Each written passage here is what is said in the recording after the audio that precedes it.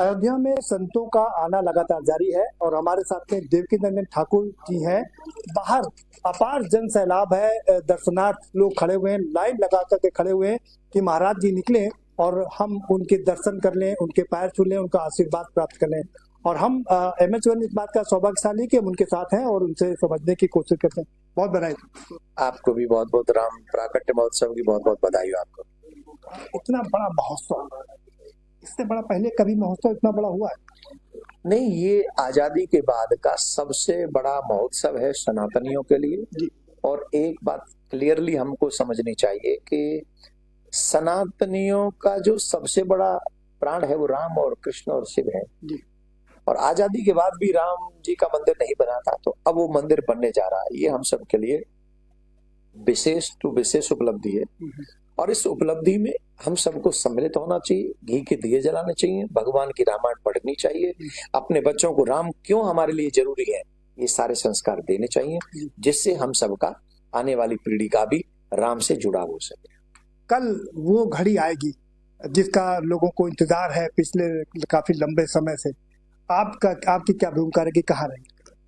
मैं वहां भी जाऊंगा, वहां से भी इस दास को निमंत्रण मिला है।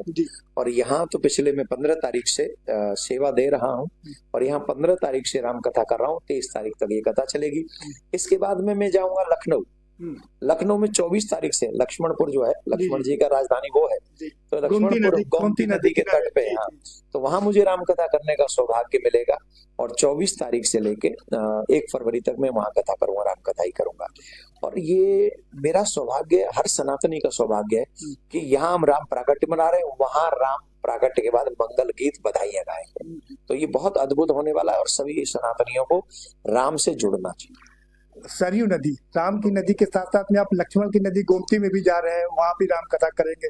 कितना अद्भुत संगम देखते हैं इसमें। ये अद्भुत है, भगवान श्री राम के आजीवन एक क्षण भी विलंब किए बगैर 24 घंटे जो राम की सेवा में रहे, उनका नाम है लक्ष्मण। अगर कोई भाई हो तो लक्ष्मण जैसा, बड़ा भाई हो तो राम जैसा, मझिला भाई हो तो भरत जैसा, सबसे छोटा भाई हो तो शत्रुघ्न जैसा। रामायण हमें जीना सिखाती है। एक बात समझ लीजिए, जिन्होंने रामायण को पढ़ा है वो सब जानते हैं, और जिन्होंने रामायण नहीं पढ़ी उनके घर टूट रहे हैं। अगर रामायण पढ़ेंगे तो फिर से घर जुड़ने लग जाएंगे। आपके माध्यम से मैं ये कहूंगा, राम का दर्शन कीजिए, राम को जानिए, राम को पढ़िए, राम को समझिए और राम को जीवन में उतारिए। जो कुछ इसमें राजनीति भी बहुत हो रही है, कई जगह पर छुट्टी घोषित कर दी गई है। महाराष्ट्र में छुट्टी घोषित की गई लेकिन उसको लेकर के कोर्ट चले गए हैं। बिहार में छुट्टी घोषित नहीं की गई, मैं बोला छुट्टी घोषित नहीं करूंगा। जिसको जो करना है वो करे। हम राम के आने से प्रसन्न हैं और जो राम के आने से प्रसन्न है उनको वही कार्य करना चाहिए। हम कल तक कुछ नहीं कहेंगे। जय श्री राम। शुक्रिया।